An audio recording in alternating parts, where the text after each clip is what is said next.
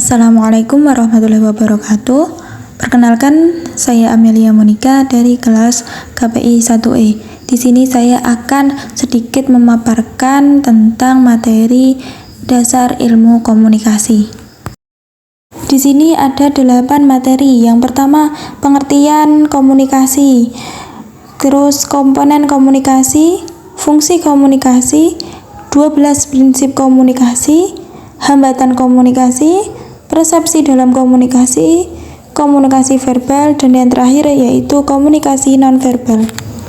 Komunikasi adalah proses pengiriman pesan atau simbol-simbol yang mengandung arti dari sumber informasi atau komunikator kepada komunikan. Definisi komunikasi menurut para ahli.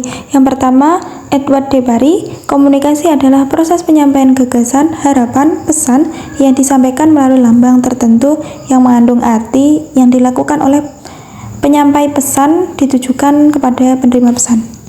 Kedua, David K. Berlow, komunikasi sebagai instrumen dari interaksi sosial yang berguna untuk mengetahui dan memprediksi setiap orang lain, juga untuk mengetahui keberadaan diri sendiri dalam menciptakan keseimbangan dengan masyarakat. Yang ketiga, Everett M. Rogers, komunikasi adalah proses di mana suatu ide atau gagasan dialihkan dari sumber kepada suatu penerima dengan maksud mengubah suatu tingkah laku mereka. Komponen komunikasi yang pertama ada komunikator, yaitu seorang yang menyampaikan suatu informasi. Kedua, ada pesan, yaitu informasi dalam bentuk lambang atau tanda seperti kata-kata tertulis atau secara lisan, gambar, angka, dan gestur. Yang ketiga, saluran atau sesuatu yang digunakan sebagai alat penyampaian atau pengiriman pesan. Yang keempat, komunikan, yaitu seseorang yang menerima pesan dari komunikator. Yang kelima, feedback, respon atau tanggapan balik dari komunikan atas pesan yang diterima dari komunikator. Proses komunikasi yang pertama dalam perspektif psikologis terjadi pada diri komunikator dan komunikan. Ketika terjadi sebuah komunikasi, penyampaian dan penerimaan pesan oleh dan dari komunikator ke komunikan, maka dalam diri mereka terjadi sebuah proses komunikasi. Yang kedua, proses komunikasi dalam perspektif mekanistis, yaitu proses ini berlangsung ketika komunikator menyampaikan pesannya kepada komunikan secara lisan ataupun tulisan.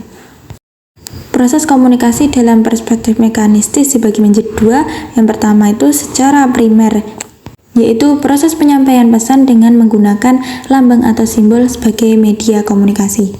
Yang kedua, secara sekunder, yaitu proses penyampaian pesan oleh komunikator kepada komunikan dengan memakai alat atau sarana untuk menyampaikan pesan. Komunikasi memiliki 4 fungsi. Yang pertama, fungsi komunikasi sosial. Yang kedua, fungsi komunikasi ekspresif. Yang ketiga, fungsi komunikasi ritual.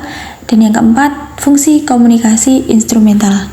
Fungsi komunikasi yang pertama yaitu fungsi komunikasi sosial yang mengisyaratkan bahwa komunikasi itu penting untuk membangun konsep diri kita, aktualisasi diri, kelangsungan hidup, dan memperoleh kebahagiaan, terhindar dari tekanan dan ketegangan. Yang kedua, fungsi komunikasi ekspresif, yaitu dapat dilakukan baik secara sendirian ataupun dalam kelompok. Fungsi yang ketiga yaitu fungsi komunikasi ritual yang berhubungan erat dengan komunikasi ekspresif. Biasanya komunikasi ritual ini dilakukan secara kolektif.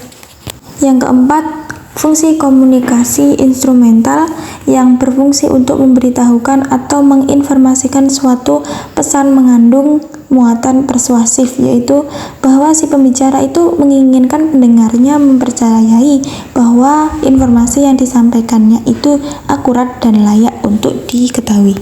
12 prinsip komunikasi. Yang pertama, komunikasi adalah proses simbolik, yaitu lambang atau simbol adalah sesuatu yang dipakai untuk menunjukkan suatu yang lainnya berdasarkan kesepakatan sekelompok orang. Yang kedua, setiap perilaku memiliki potensi komunikasi. Komunikasi akan terjadi jika seseorang memberikan makna pada perilaku orang lain atau perilakunya sendiri. Yang ketiga, komunikasi mempunyai dimensi isi dan dimensi hubungan. Dimensi isi itu menunjukkan isi komunikasi, yaitu apa yang disampaikan, sedangkan dimensi hubungan menunjukkan bagaimana cara menyampaikan suatu pesan. Yang keempat, komunikasi berlangsung dalam berbagai tingkat kesengajaan, mulai dari komunikasi yang tidak disengaja sama sekali, sampai komunikasi yang benar-benar direncanakan atau disengaja dan dengan sadar kita melakukannya.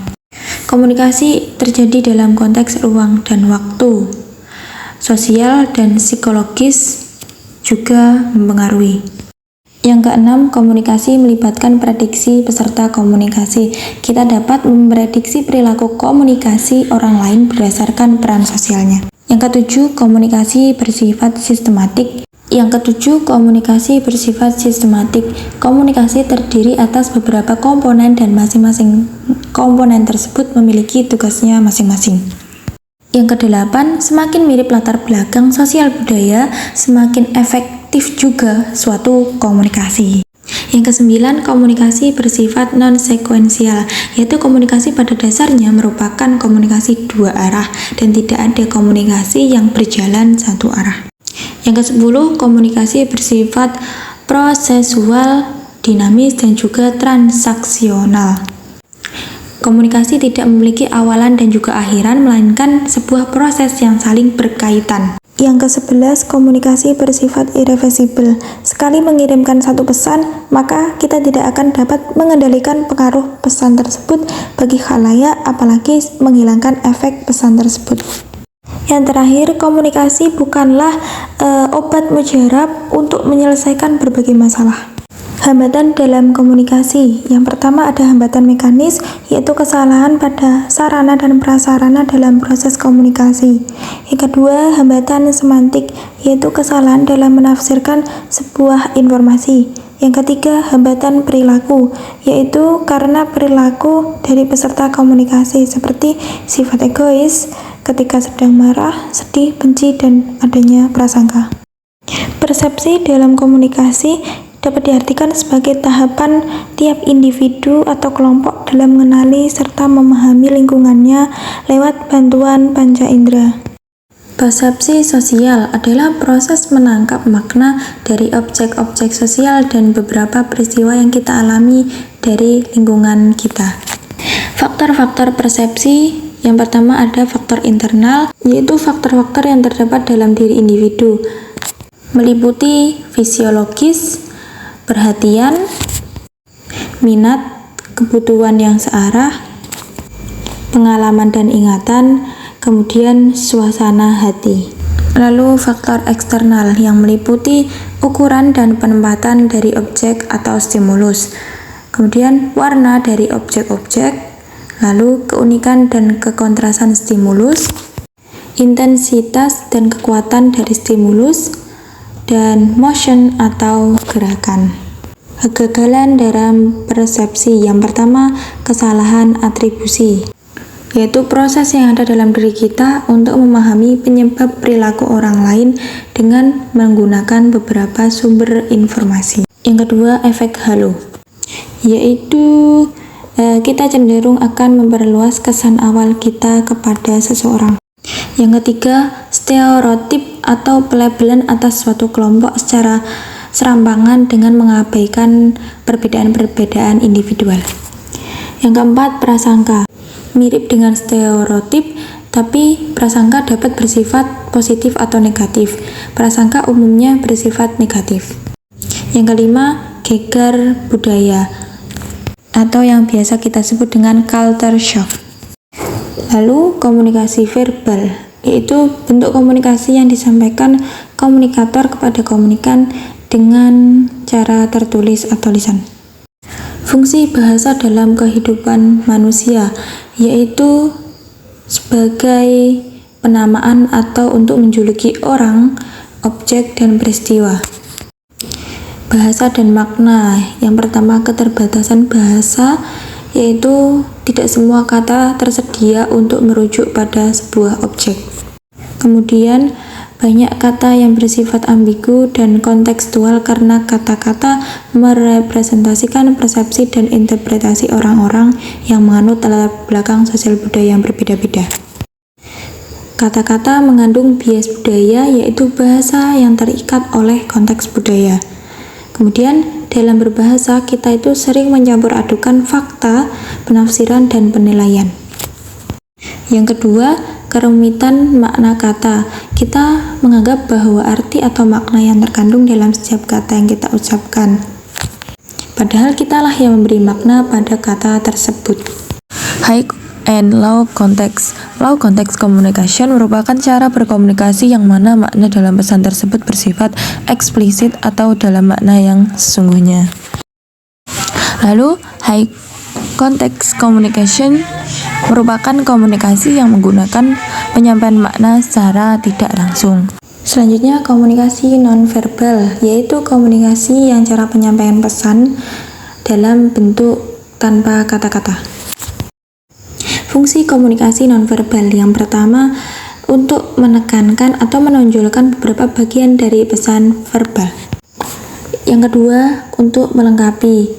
Kita menggunakan komunikasi nonverbal untuk memperkuat warna atau sikap umum yang dikomunikasikan oleh pesan verbal. Yang ketiga, untuk menunjukkan kontradiksi. Kita juga dapat dengan sengaja mempertentangkan pesan verbal yang kita sampaikan dengan gerakan nonverbal. Yang keempat, untuk mengatur. Gerak-gerik nonverbal dapat mengendalikan atau mengisyaratkan keinginan kita untuk mengatur arus pesan verbal. Yang kelima, untuk mengulangi. Kita juga dapat mengulangi atau merumuskan ulang makna dari pesan verbal. Yang keenam, untuk menggantikan pesan verbal. Kita dapat misalnya mengatakan oke dengan tangan kita tanpa harus berkata apa-apa. Kita juga dapat mengangguk untuk mengatakan ya atau menggelengkan kepala untuk mengatakan tidak. Perbedaan komunikasi verbal dan nonverbal. Pada komunikasi verbal itu melibatkan penggunaan kata-kata, lisan ataupun tulisan. Kemudian dapat dengan mudah terganggu oleh kebisingan atau gangguan eksternal. Sedangkan untuk komunikasi nonverbal itu melibatkan penggunaan bahasa tubuh, ekspresi wajah, gerak tubuh, postur, intonasi, suara, dan lain-lain. Kemudian komunikasi nonverbal itu dapat terus dilakukan walaupun tanpa kata-kata atau dilakukan di lingkungan yang bising. Saya kira pemaparan singkat saya mengenai mata kuliah dasar ilmu komunikasi ini sudah cukup. Saya ucapkan terima kasih dan juga mohon maaf yang sebesar-besarnya jika ada kata-kata yang salah atau tidak berkenan di hati pendengar. Sekian, wassalamualaikum warahmatullahi wabarakatuh.